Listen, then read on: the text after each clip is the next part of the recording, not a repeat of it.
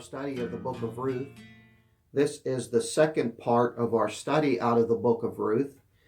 It is Wednesday, May 20th, 2020, and we are going to continue and hopefully conclude this study today.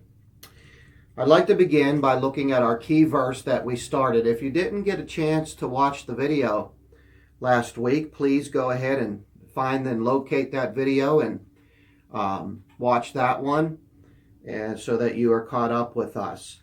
I hope that you have your coffee and your Bible and are ready to study.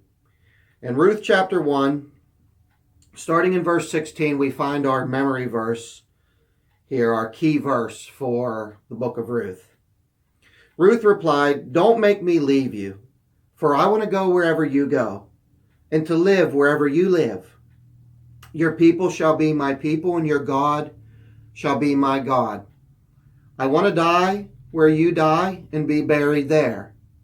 May the Lord do terrible things to me if I allow anything but death to separate us." And so we're looking at a story that occurred between Naomi and Ruth, a mother-in-law and a daughter-in-law. Ruth was married to Naomi's son, and we talked about how in this story great tragedy falls upon Naomi. Her husband ends up dying. Her two sons end up dying, and she's there all alone now with just her two daughter-in-laws, Ruth and Orpah. And at some point, Naomi tells her daughter-in-laws to go ahead back. You see, the two daughter-in-laws were Gentiles, if you will. They were not Jewish and heritage, and so Naomi tells them, go ahead back to your people, and which means your family, back to your family, your tribe, where you come from. And I'm older and I can't have children, and I'll never be able to have another son that you perhaps could marry back into my family, and so it's too late. Why don't you go back? And Orpah decides to go back to her people where Ruth decides to stay. And that's where we read these words, this key verse here. She basically begs Naomi to allow her to stay. And so last week, in our last study, we looked at 2 points there. 2 things, 2 applications that we can learn from the book of Ruth. And the first one of those was godly influence. We learned that it was the godly influence of Naomi who ultimately was effective on Ruth. It caused her to do 2 things. Number one, to want to stay with Naomi. She didn't want to leave Naomi. She wanted to live with Naomi and die with Naomi and be buried with Naomi. She thought so much of this woman that she just wanted to be with her. And then secondly, we learn not only that, but much more important. It goes so much deeper than just loyalty to a person. She said, Naomi, in this verse we just read, she said, I want your God to be my God. And so Naomi's godly influence had an impact and had influenced Ruth to become a follower of the God of Israel, the one true God. And then secondly, we talked about loyalty. We learned about loyalty, and we did take a deeper look at the loyalty that existed between Naomi and Ruth. And we saw the character of Ruth and how she was very loyal, and how they were both loyal to one another, and how ultimately they were both loyal to God. And so we talked about loyalty and how the church should have that same characteristic, that we should be loyal. Jesus prayed that would be a defining characteristic of who we are as Christians, right? In John 17, he prayed that we would be one. He wants us to be one, and he says why? He says, so that the world will know the truth, so they will know that you had sent me. They'll know. If they're not one and they're not loyal to one another, and they're teaching different things and living 2 different lives in different ways and not of the same mind and the same heart, then the world will be confused and it won't know. And of course, that's what has taken place. I hate to say that The very thing that Jesus prayed wouldn't happen did happen. And so we wouldn't say, well, the Father didn't answer Jesus' prayer. I thought if you ask in Jesus' name, you shall receive. Well, I wouldn't say he didn't answer his prayer. I'd say this is all a part of God's plan. Remember, Jesus' prayer was always in the context of nevertheless, thy will be done. And that should be the context of our prayer, right? We don't know what's best, and we don't know what God's plan is. And even in reading this story, we see a plan, and we're going to talk about this today, on how God's plan is developing over time and through these people. He's going to bring salvation into the world. And maybe Naomi and Ruth didn't quite understand why God allowed their husbands to die and put them in this situation. And we even see at one point Naomi says, God has dealt with me bitterly. But all the meanwhile, God had a plan. And we talked about the book of Job in the same way, right? And that story unfolds a lot, doesn't it, in the Old Testament? And of course, that story is written for us today. The same thing's going on in our life. We're not sure what God has in store, what his plans are for tomorrow or our grandchildren or great-grandchildren, or if you even go by this story, 14 generations from now. What God is working today to save them then. So we're going to move on today, and I told you I had 3 points that I really wanted to make, and then we're going to conclude by talking about some other things. But the third point we didn't get to last week was this, and we can learn this from the book of Ruth, and it's a very applicable teaching today, and that is that bad things can happen to good people.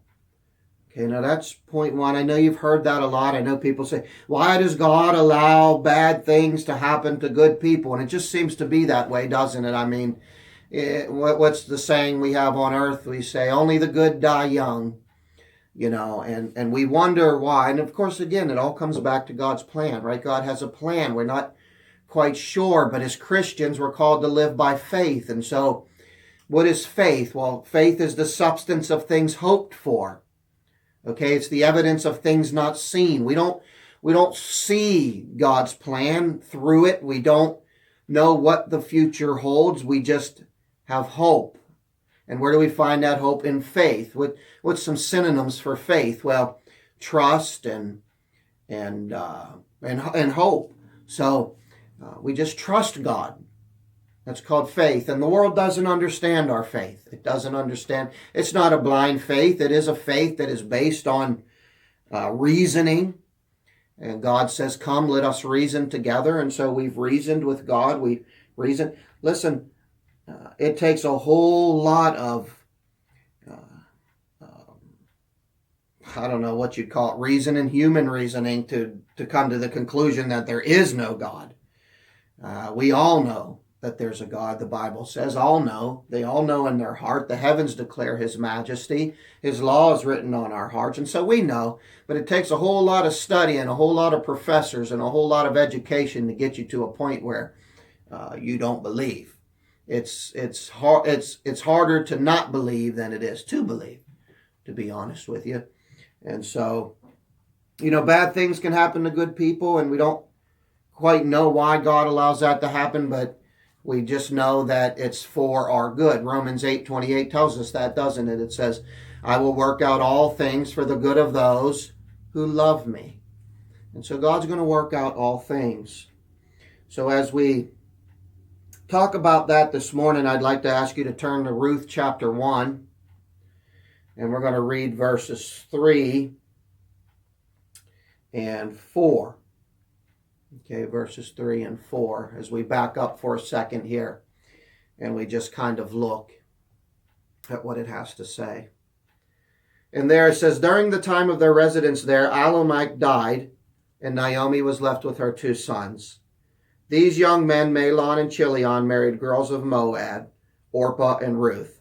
But later both men died, so that Naomi was left alone without her husband or her sons.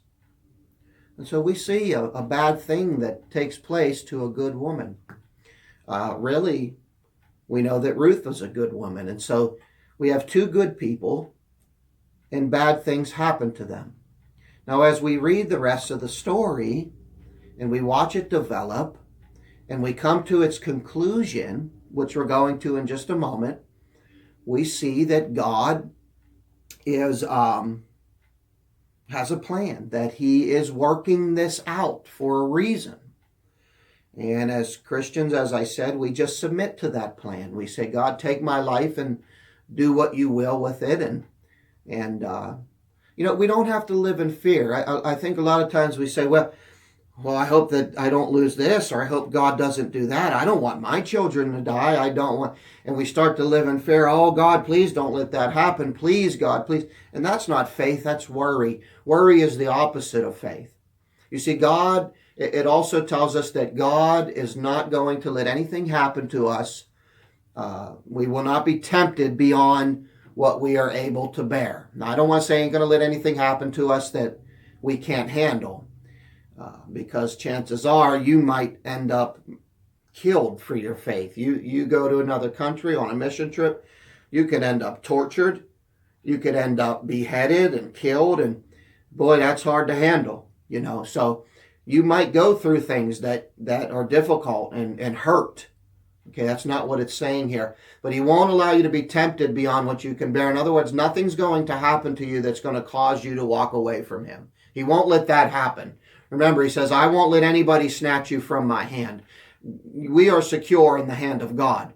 Now, that's not to say we can't lose our salvation. You can choose through your free will to leave God at any time. You can choose to jump out of his hand if that be your decision. But as far as God is concerned, he will not allow anything to snatch you from his hand, and he will not allow any temptation to come upon you that's going to cause you to lose your salvation.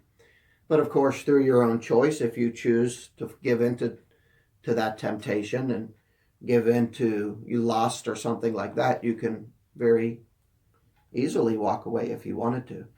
Now, I want you to notice something here. Naomi, a great woman of God, obviously she is, right, because of her influence on Ruth. Yet look what happens to her. Her husband dies, her 2 sons die. I couldn't imagine going through something like that. And I speak from experience when I pray, oh God, don't let that happen. And then I got to remind myself that he's in control and he won't allow anything happen that I can't handle. And so he's going to get me through it. If he brings me to it, he'll get me through it. I got Betty Smith calling me here. She wants to talk about her schoolwork. I'm going to call her back in just a moment. But here's this great woman of God, and her 2 children die. I mean, can you imagine that? How sad, how devastating it could be. Why did this happen? Why did God allow this? Like I said, in chapter 1, verse 20, she says here, she told them, don't even call me Naomi. Call me Mara. Now, Mara means bitter. Naomi means pleasant. And Mara means bitter. She said, call me bitter, for Almighty God has dealt me some bitter blows. I went out full, and the Lord has brought me home empty. Why should you call me Naomi any longer, when the Lord has turned his back on me and sent such a calamity? And so I can understand why Naomi would feel that way, can't you? Boy, I can't find fault in her for being in a time of weakness and such a grand scale of calamity in her life.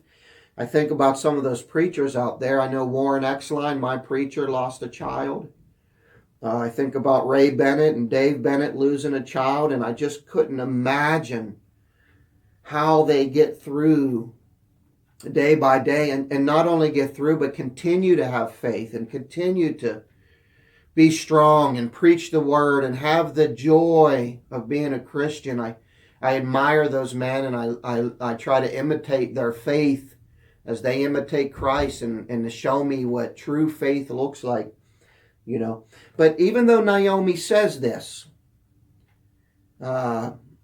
she doesn't lose her faith in God. And long story short, God begins to rebuild her life, and her happiness is restored, and God's plan is revealed. And we see through Boaz comes Many generations later, Jesus and the genealogy. And so we see that God even has a plan in this.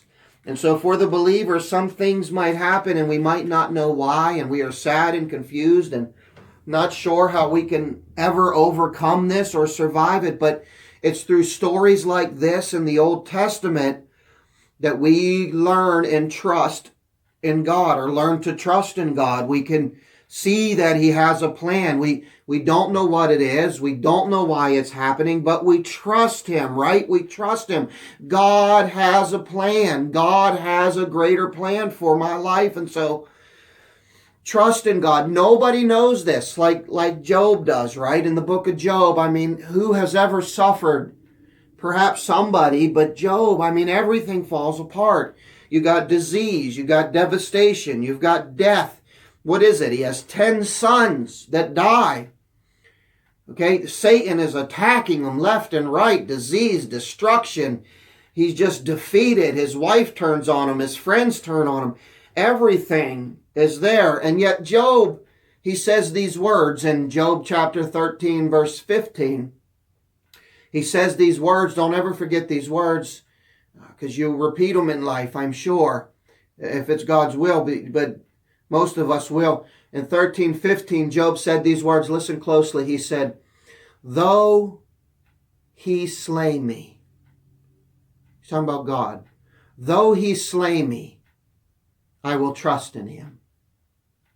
So even though God, so you could hear these words in Naomi, right? God has dealt with me bitterly. He has brought me great calamity. I went out full and came back empty. And he is slaying me, but I trust him. They both knew that there's a plan in this, but it hurts. And so like Naomi, God rebuilds Job's life and restores Job. You see, God is in the restoration business. He restores things, and so he restores Naomi. He restores Job. I think he ends up having 10 more sons. And so now we say Job's in heaven with 20 sons instead of 10. And so there will be days when things like that happen. Days when it'll be hard to overcome, and days when we don't want to get out of bed, and days when the whole world just seems to be caving in on us and nothing seems to be going right. And Murphy's Law is in place and just whatever bad can happen will. But remember, we're not alone in this. God is with us. And as I pointed out in 1 Corinthians 10:13, there God says, I will not allow you to be tempted beyond what you can bear. And in Romans 8:28, God, of course, promises that no matter what we go through, he will work it out for our good. Now, I want to turn our attention to chapter 2. There's 4 chapters in the book of Ruth, and we kind of went through one there. Talks about the godly influence, talks about the deaths, it talks about the loyalty that existed. Now we get over to chapter 2, and things begin to change just a little bit. Naomi now wants to go back to her hometown with her people, and of course she allows Ruth to go with her. She says, when Ruth says those words, I want to go with you, I want to live with you, I want to die with you, I want your God to be my God, Naomi accepts, and they all go back. And this is where Ruth is going in this town. When they get back to the hometown, this is where Ruth is going to meet Boaz. Now remember our key word. Our key word is redeemer or kinsman.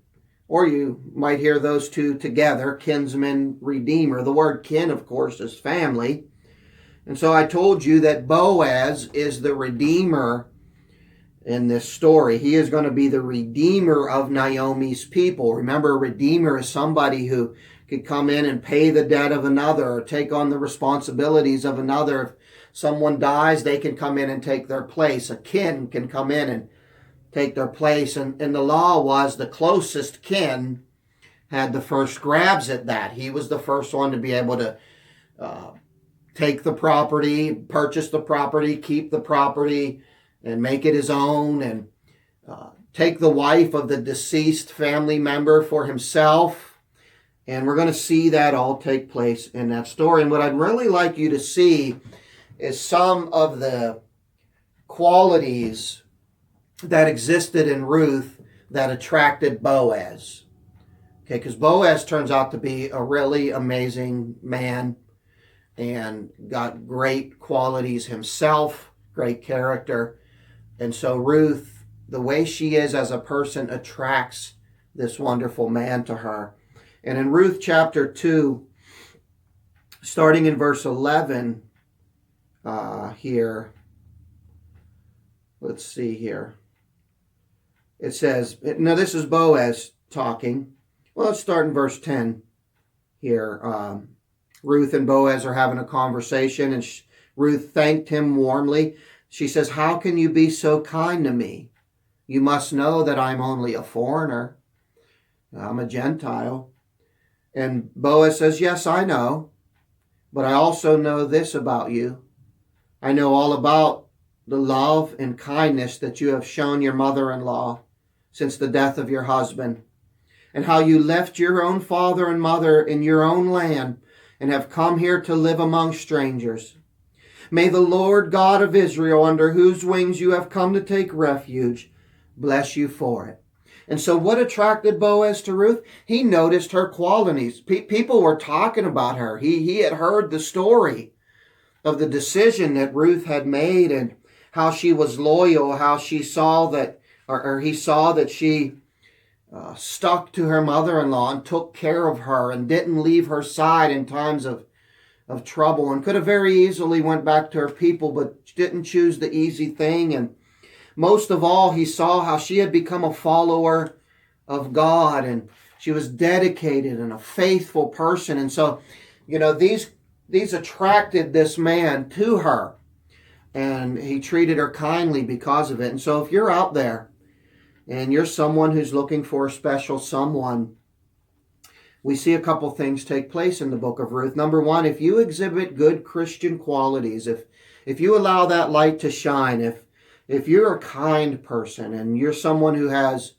who's committed, someone who takes care of others and very modest and humble, you put others before yourself, you are loyal, and at the top of your list, the very most important thing is that you're a follower of God and God is first in your life, and you exhibit that character and that quality, then you're going to attract somebody who admires those qualities in a person. Not all the time. Sometimes the wrong person admires those qualities or takes advantage of a person.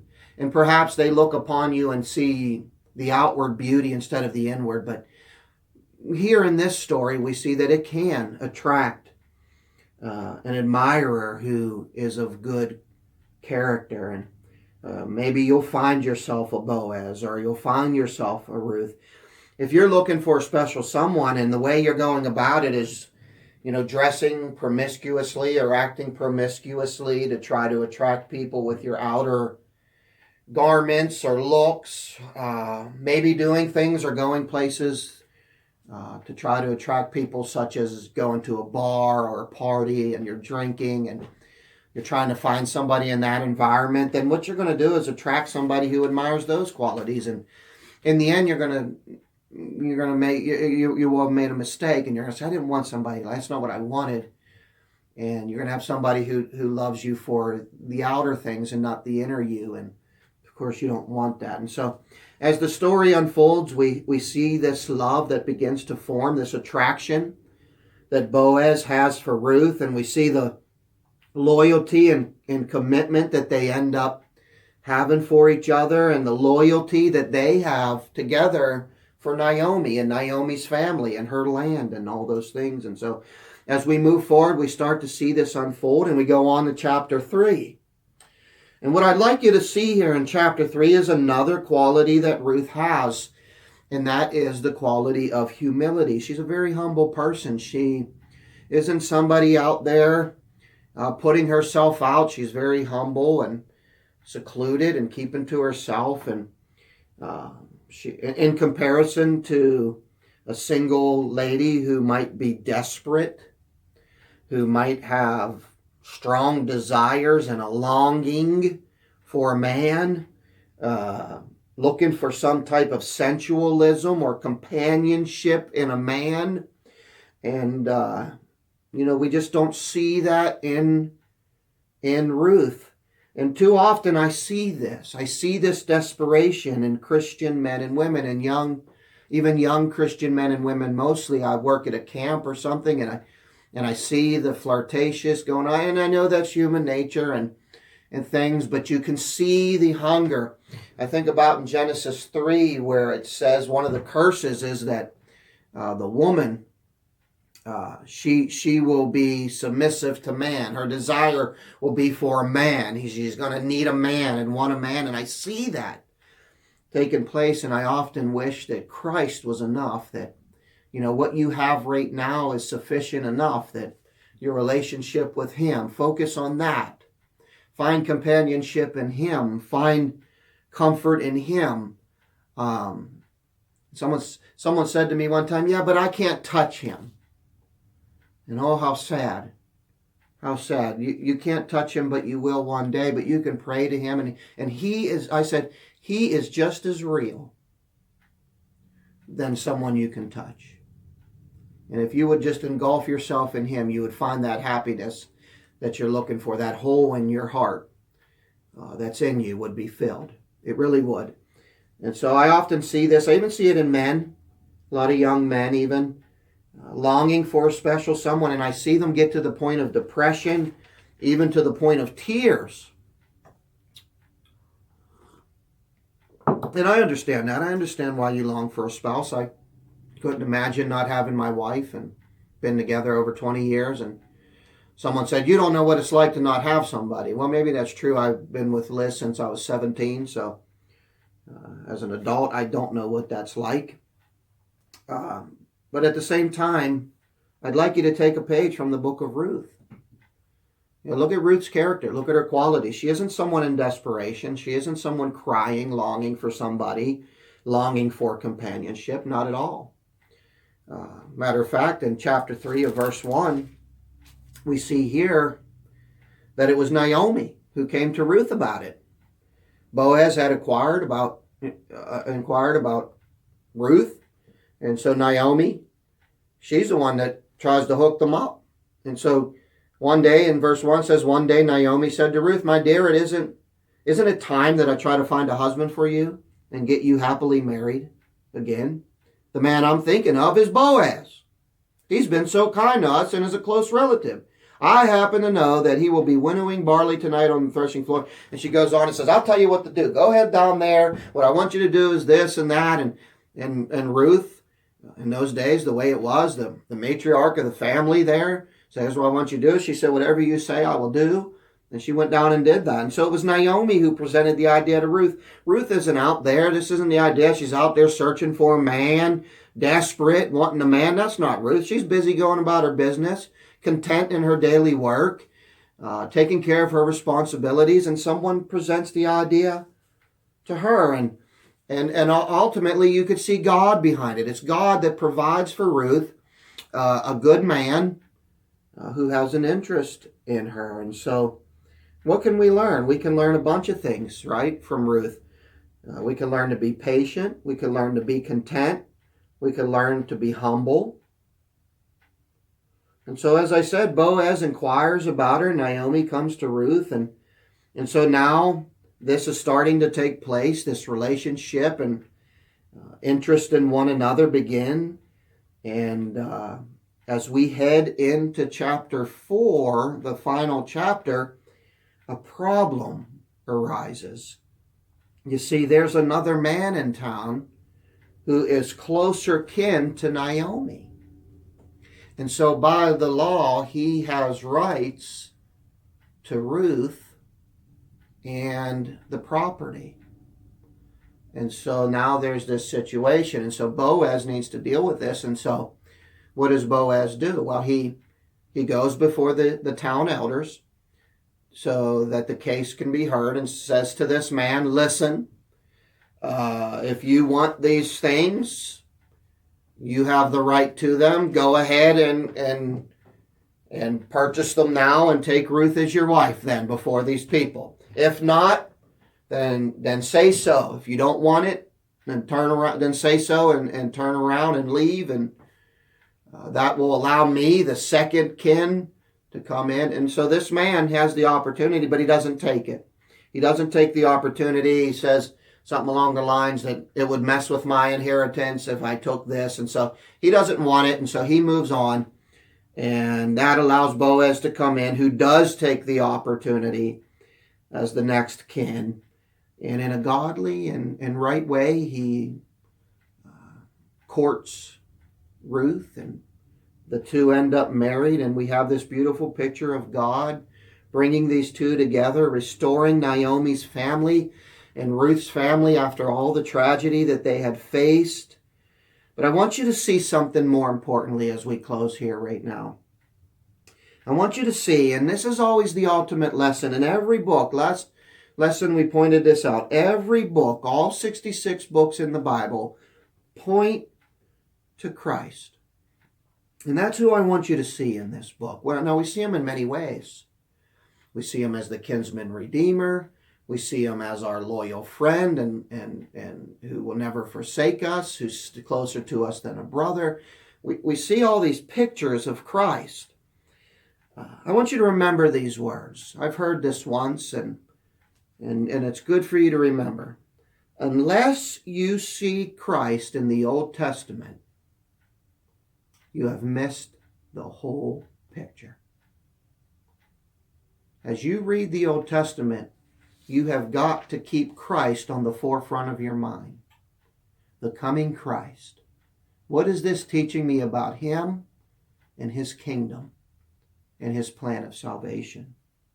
Christ is the point and purpose of the Old Testament, and he is the point and the purpose of the book of Ruth. In every book, all of these books, all of these lessons, all of these stories, Noah, Abraham, Jonah, Samuel, David, Adam and Eve, all of them, all point to Jesus and are pointing towards and are leading us towards God's plan of salvation. And so when we read through the book of Ruth, with Christ on the forefront of our mind, we remember that it's about him. In this dark time of judges, a time of apostasy, Israel has fallen away. Christ is the point of the story. We see that in the genealogy, don't we? We see that God is working something in these people's life. Why did God include the book of Ruth? Why did he record what happened to this person, Ruth? Just to teach us about loyalty and influence and tragedy and I think much more than that, to show us Christ, what he was doing. That we see in the book of Ruth, it all points to Jesus. And so in chapter 4, Ruth and Boaz are married. They end up having a son. The family is rebuilt. Naomi is happy. And in verse 16, it says this: Naomi took care of the baby. And the neighbor woman said, "Now at last Naomi has a son again." And they named him Obed. He was the father of Jesse and the grandfather of King David. This is the family tree of Boaz, beginning with his ancestor Perez. It goes Perez, Hezron, Ram, Onadidadab, Nashon, Salmon, Boaz, Obed, Jesse, David. And of course, David on to Solomon and on to Rehoboam and Jeroboam and so on and so forth, up to 14 generations later. In the book of Matthew, chapter 1, we come to Jesus. And so it was all about Jesus the whole time, wasn't it? You know, that was God's plan. Even centuries before Jesus' birth, God had a plan. Even centuries before the birth of Ruth, God had a plan. Even before the foundation of the earth, God had a plan. And you know, Satan knew this. George Fall has a great study on this. If you're interested, I could tell you where to get it. It's called The Eternal Struggle. He goes through the entire Bible showing where Satan was trying to prevent the Messiah from coming into the world.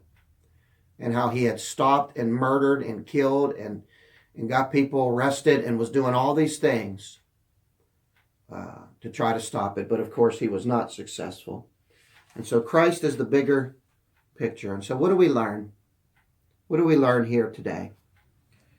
In these trying times of darkness and apostasy, God used these people to bring forth his plan into the world.